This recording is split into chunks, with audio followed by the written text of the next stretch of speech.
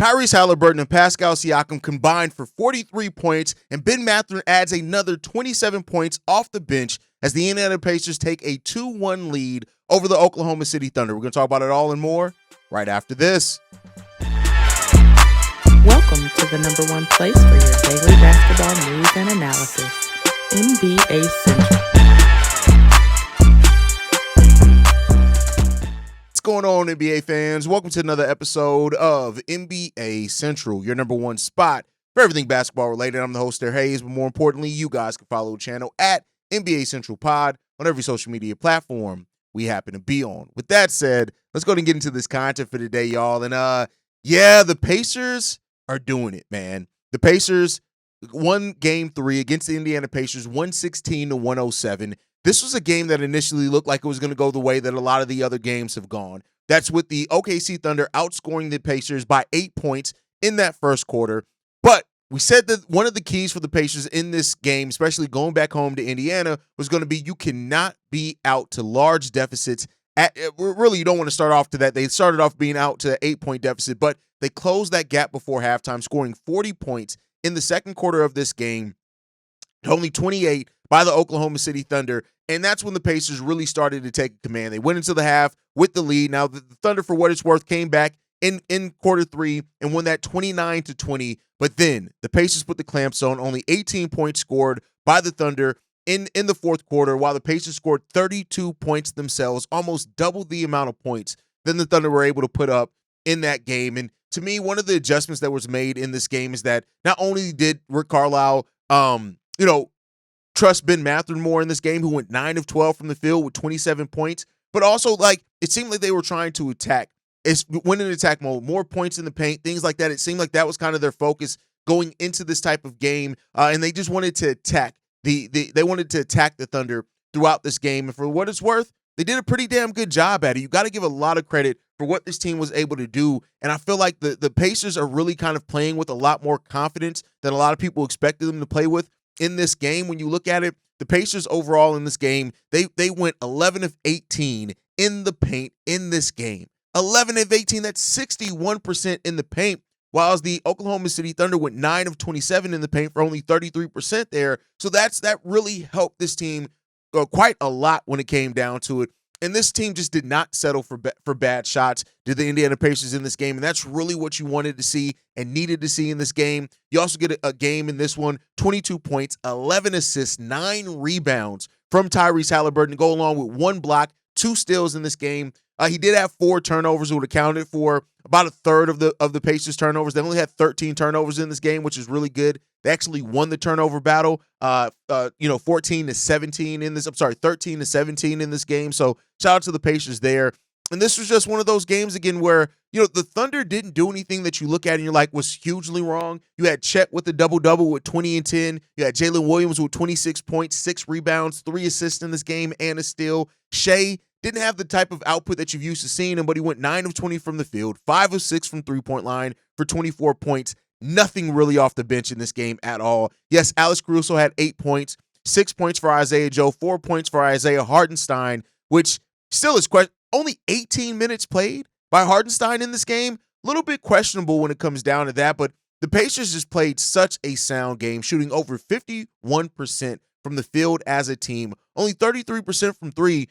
They only made 9 of them out of 27, but again, when you look at the Thunder, they only went 10 of 22, so they only made 1 more three-pointer than them, even though they shot the ball 45% from 3. They only made 1 more than the Pacers, so that discrepancy wasn't that much. Now, the free throw discrepancy, the Thunder did take 8 more three-pointers in this game, but it really didn't matter, man. This was a game where the Pacers just came in and they just executed. They came out in that second quarter on a 25-10 run with Ben Mathurin scored 14 points out of the 25 points they scored on that run from the start of the second quarter down to the 5-minute and 12-second mark in that second quarter. Yeah, the Thunder ended up going on a 13-4 run, but then the Pacers finish it with 11-5 run in that second quarter of the game to go into the half with a lead, and they needed every bit of that. They went into the half with a 64-60 lead, and it was really good to see that. The Pacers just continue to trust their game plan, continue to trust each other, and they executed. Now, for what it's worth, the Thunder came out of the second half with an 8-0 lead, but the Pacers matched that with a 10-2 lead, and it was just a game of leads. Thunder ended the third quarter with a 19-10 run there. Shai scored 7 points in that run, but then the Pacers, they just dominated the fourth quarter. A 7-6 run in the fourth quarter, to start off that fourth quarter by the Pacers, but then they finished it on a 25-12 run from the 8-minute mark to the end of the game, and they end up sealing that game with that run. And the Pacers went 10 of 16 from the field. They blocked 5 shots in that time, and it wasn't even Tyrese. While Tyrese had a really good stat line because of the way he was able to play over the course of the game, he only went 1 of 4 in that final fourth quarter run, so it wasn't even all of Tyrese Haliburton. These teams are playing really, really well, and these finals have been extremely fun.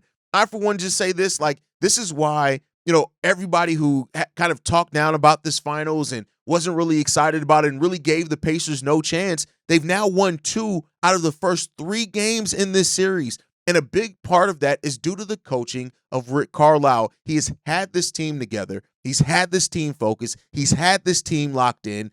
And it's just, it's great basketball to watch. This is one of the more fun series to watch.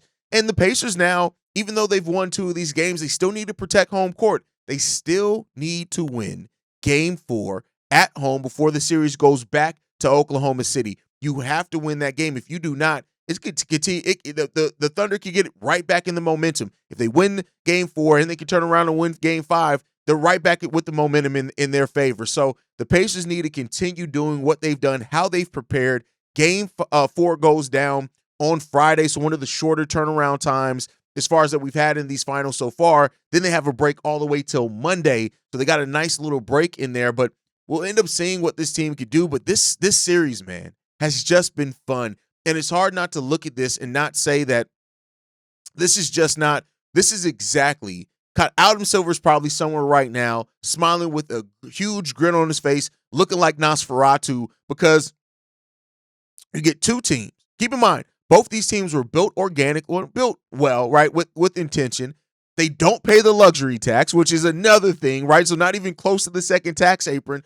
There's a lot that this series is proven as far as the parity in the league, with the Pacers even making this far. Of course, the Thunder were the best team over the course of the season with the historic point differential that they were able to win games by. But it just comes down to this team is just it's getting it done. And Tyrese Haliburton said after the game that so many different guys are chipping in, and that is how they're winning these games, by having a total team effort to get themselves in these games. That's what the Pacers are doing here. And they're going to hope that it keeps it up, because Game 4, right back in Indiana on Friday, and we'll see. History tells you right now that the Pacers are in control of the series. In the 41 previous NBA Finals that were tied a game apiece going into Game 3, the winner of Game 3 went on to win the trophy 33 out of those times. That's 80%. But that does not give the Pacers anything to rest on. They have to continue to execute. This game went back and forth. You expect every game in the series to go back and forth, but the Pacers did what we talked about, is they used their depth to stay in this. They are one of the few teams that can match the depth that the Thunder have, and they've been using that to their advantage, man. And we'll see how that goes, man. They were tied 13 times in this game. I'm sorry, 15 times in this game. So, we'll see what happens in this one, man. Overall, this is a fun series. I hope that it continues to be fun. I don't want this to stop, man. I don't know how many games the series is going to go, but every game has had its own storyline within the storyline. And I continue to think that coaching is going to really be the determining factor in this. Of course, the players play on the court. You can't take away from them how they execute, how they hit shots, how they play defense. But Rick Carlisle is doing such a good job at having his guys ready and prepared and respond well to whatever's going on here. I don't know what's going on with Isaiah Hartenstein. I don't know if Coach Daigneault eventually looks to maybe make an adjustment to a series adjustment with bringing Isaiah Hartenstein off the bench, which then you don't really have any size if you put him and Chet Holmgren out there together. But it feels like the Thunder need to do something at this point. I don't know what that's going to be, but right now the Pacers got to have so much momentum riding into this. A lot of people after Game 2 were talking about it as if the Pacers somehow lost control of this series. They did what needed to be done. They just needed to win one game in OKC Thunder to take away home court advantage. Now they have to protect that with a win in Game 3. But hey, this is a great final so far. Let me know your guys' thoughts on the finals and everything down below. You guys can follow us at NBA Central Pod. You can send us any feedback, questions, comments, concerns, NBA Central Show at gmail.com. And then lastly, if you want to leave a text message and our voicemail for the mailbag, 773-270-2799 with the #1 spot for everything basketball related. And we'll see you guys on the next one. Love you guys. I see you the next time I feel like making a video, man. Peace. This has been a presentation of the Break Media.